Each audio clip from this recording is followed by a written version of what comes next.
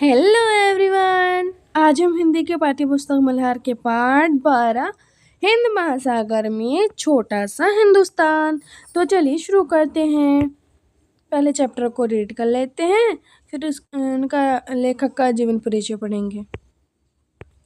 तो चैप्टर में क्या दिया हुआ है। यात्रा में दिल्ली से 15 जुलाई को, बम्बई से 16 जुलाई को और नैरोबी से 17 जुलाई को मॉरिशस के लिए रवाना हुआ। नैरोबी मतलब ये केन्या में है और इधर जाते समय नैरोबी केन्या की दुनिया में मुझे 1 रात और 2 दिन ठहरने का मौका मिला और अतएव मन में यह लोभ जग गया, मतलब यह लालच आया कि मॉरिशस के भारतीयों और अफ्रीकियों से मिलने के पूर्व हमें अफ्रीका के शेरों से मुलाकात कर लेनी चाहिए। जहाज विमान दूसरे दिन शाम को मिलने वाला था। अतएव जिस दिन नैरोबी पहुँचे उस दिन नेशनल पार्क में घूमने को निकल गए। नैरोबी का नेशनल पार्क चिड़ियाघर नहीं है। शहर से बाहर बहुत बड़ा जंगल है जिसमें घास अधिक और पेड़ कम हैं, लेकिन जंगल में अधिक अच्छी सड़कें बिछी हुई हैं और पर्यटकों की गाड़ियां उन पर दौड़ती ही रहती हैं। और हमारी गाड़ी को भी काफ़ी देर तक दौड़ना पड़ा, मगर शेर कहीं भी दिखाई नहीं पड़े। मतलब सिंह माने शेर। एक जगह सड़क पर 2 मोटरें खड़ी थीं और उन्हें पर तरह तरह के बंदर और लंगूर चढ़े हुए थे। पर्यटक लोग इन बंदरों को कभी बिस्कुट देते तो कभी फल देते तो कभी बिस्कुट खाने को दे देते थे। ऐसे मोटर के रुकते ही बंदर उसे घेर लेते थे। और अगला पैराग्राफ में क्या है, तो बड़ी दूरी तय करने के बाद यूँ कहिए कि 10-20 मील के भीतर हम सड़क छान लेने के बाद हम उस जगह जा पहुँचे जहाँ शेर उस दिन आराम कर रहे थे और वहाँ जो कुछ देखा वह मैं जन्मभर नहीं भूल पाऊँगा।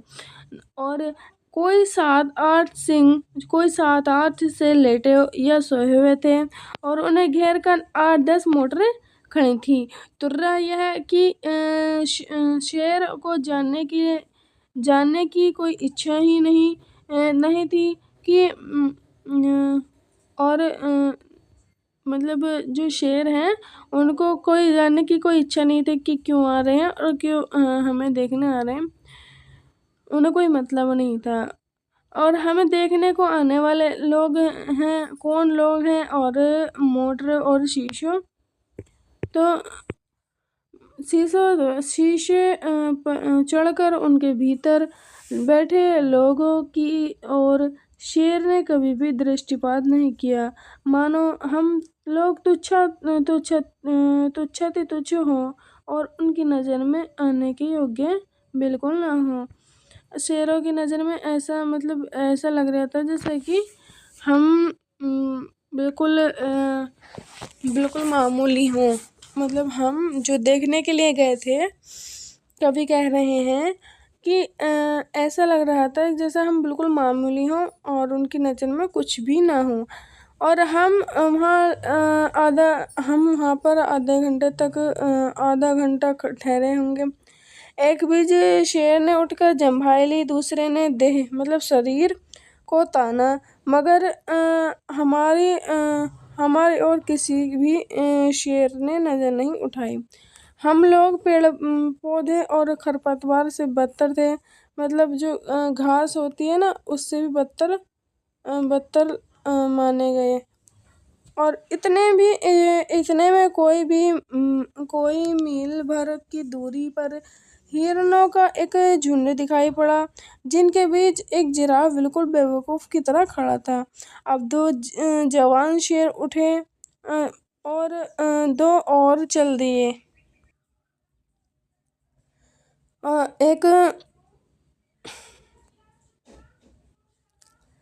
एक तो थोड़ा सा आगे बढ़कर एक जगह पर बैठ गया, लेकिन दूसरा घास के पीछे छिपता हुआ मोर्चे पर आगे बढ़ने लगा। हिरणों ने झुंड के ताड़ देख लिए। हिरणों ने झुंड ने ताड़ लिया कि उन पर शेरों की नजर पड़ रही है। अतएव वे चरना भूलकर चौकन्ने हो उठे। फिर ऐसा हुआ कि झुंड से छूटकर कुछ हिरन एक तरफ को भाग निकले, मगर बाकी जहाँ तहाँ ठिठके खड़े रहे। बाकी हिरन ठिठके हुए इसलिए खड़े थे कि शेर उन्हें देख रहे थे। यह और सहज प्रवृत्ति हिरणों को यह समझ रही थी कि यह खतरा किसी भी भागने से हो सकता है। और शेर जो है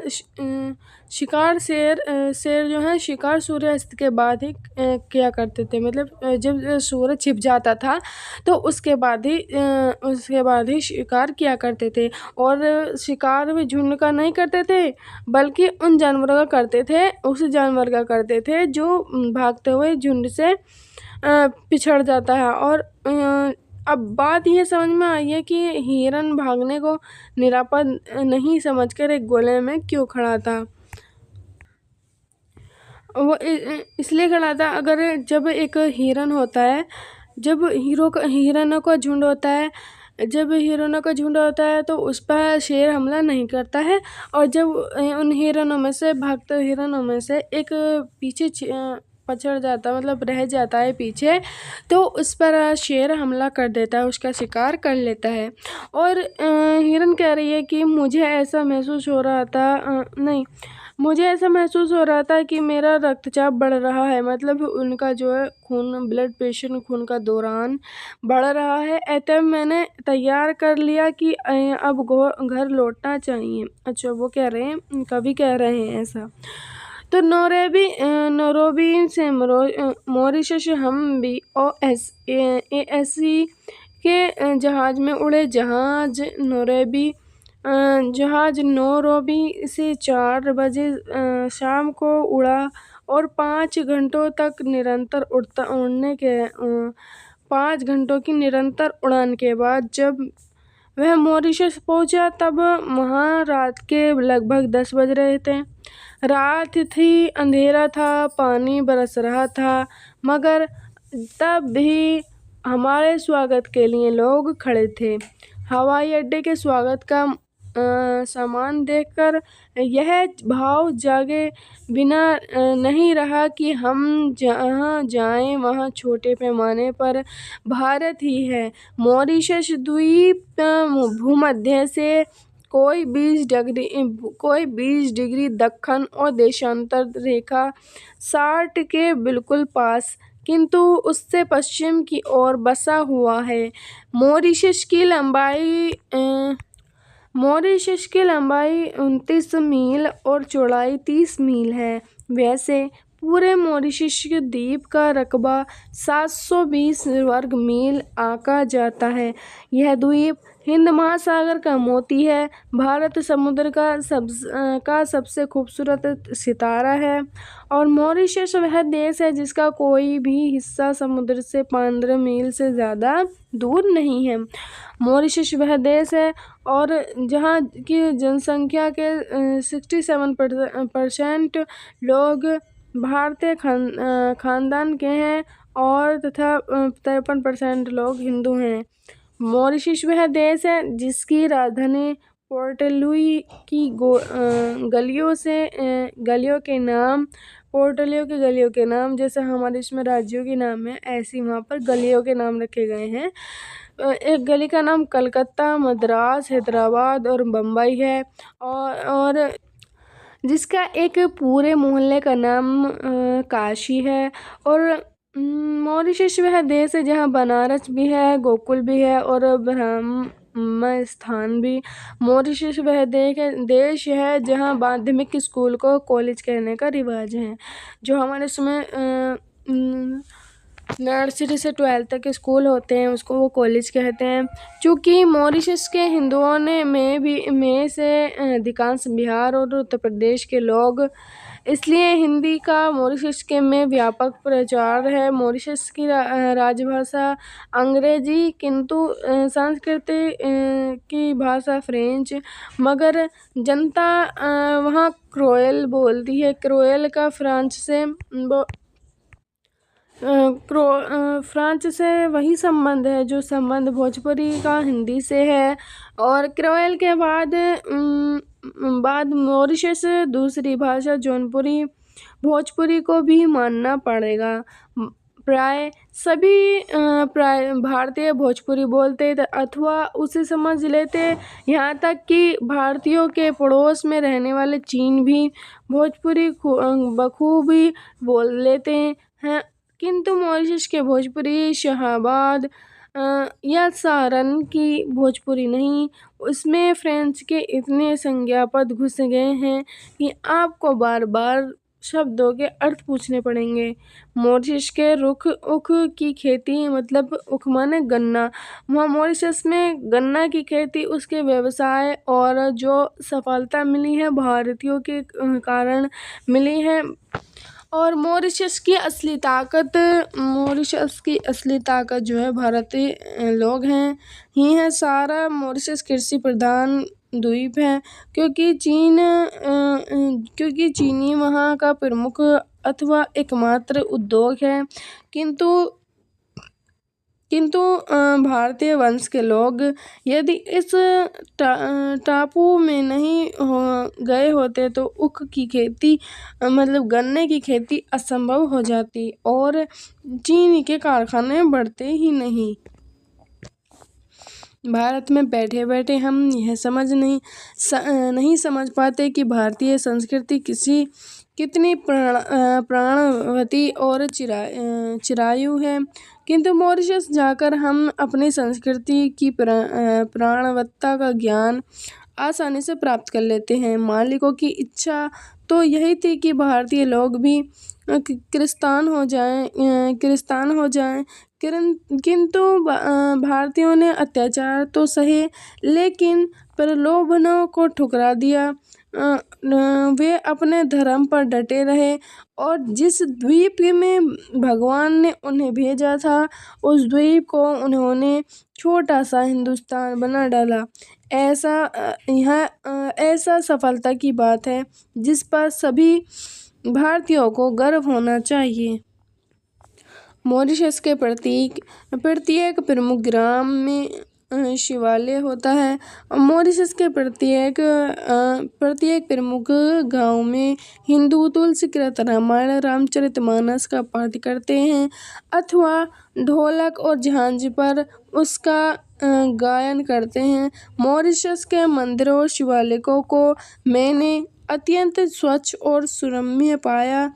कितना अच्छा हो यदि हम भारत में भी अपने मंदिरों और तीर्थ स्थानों को उतना ही स्वच्छ और सुरम्य बनाना आरंभ कर दें जितने स्वच्छ वे मॉरिशस में दिखाई देते हैं। भारत के पर्व त्योहार मॉरिशस में भी प्रचलित, किंतु वर्ष का सर्वश्रेष्ठ धार्मिक पर्व शिवरात्रि और मॉरिशस के मध्य में एक झील है जिसका संबंध हिंदुओं के परियों से बिठा दिया है और उस झील का नाम अब परी तालाब हो गया है। परी तालाब केवल तीर्थ ही नहीं दृश्य किसी भी पिकनिक का स्थान है, किंतु वह पिकनिक पर जाने वाले लोग अपने साथ मांस मछली नहीं ले जाते, न ही अपवित्र का वहाँ कोई व्यापार करते। शिवरात्रि के समय सारे मॉरिशस के हिंदू श्वेत वस्त्र धारण करके कंधों पर कांवर के लिए जुलूस बांधकर परी तालाब पर आ जाते हैं। मतलब श्वेत मतलब सफ़ेद कपड़े पहनकर कंधों पर कांवर लिए जुलूस बांधकर परी तालाब आ जाते हैं। जैसे हमारे भारत में भी ऐसा होता है, जैसे कोई वहाँ पे जाता है शिव मंदिर जाता है तो कोई गंगा जल लेने जाता है, और जैसे कांवड़ लेने जाते हैं लोग। और इसी तरह इसमें मॉरिशस में ऐसा होता है। और परितालाब का जल भरकर अपने अपने गांव में शिवालय को लौट जाते हैं तथा शिवाजी को यह जल चढ़ाकर अपने घरों में प्रवेश करते हैं। ये सारे कृत्य भी बड़ी ही भक्ति भावना और पवित्रता से करते हैं। सभी वयस्क लोग उस दिन उजली धोती, उजली कमीज, उजली गांधी टोपी पहनते हैं। हाँ, बच्चे हाफ पैंट पहन सकते हैं, लेकिन गांधी टोपी उस दिन उन्हें भी पहननी पड़ती ही है। और परितालाब पर लगने वाला यह मेला मॉरिशस के प्रमुख आकर्षकों में से एक है, और उसे देखने के लिए अन्य धर्मों के लोग भी काफ़ी संख्या में आते हैं। ये जो यात्रा वृंत है, ये जो इसको हम यात्रा वृंत कहेंगे, इसमें यात्रा की बात की गई है। तो इसमें रामधारी सिंह दिनकर ने ये लिखा है। तो लेखक का परिचय देख लेते हैं।